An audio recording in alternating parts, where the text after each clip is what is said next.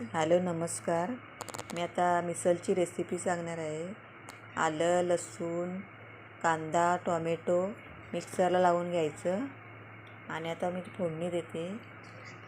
फोडणी देते, तेल टाकते. तेलामध्ये हिंग, कढीपत्ता आणि बारीक केलेले टोमॅटो, कांदा हे त्याच्यामध्ये घालते आणि चांगलं हलवून घ्यायचं लाल होईपर्यंत.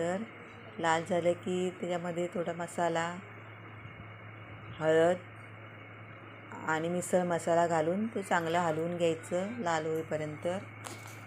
त्याच्यानंतर आता लाल झाले आहे.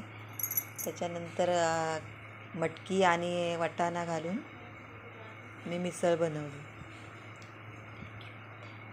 थँक्यू. पाव गरम करून घ्यायचे. पावाला बटर किंवा तूप लावलं तरी चालेल. गरम करून घेतलं की छान लागतं.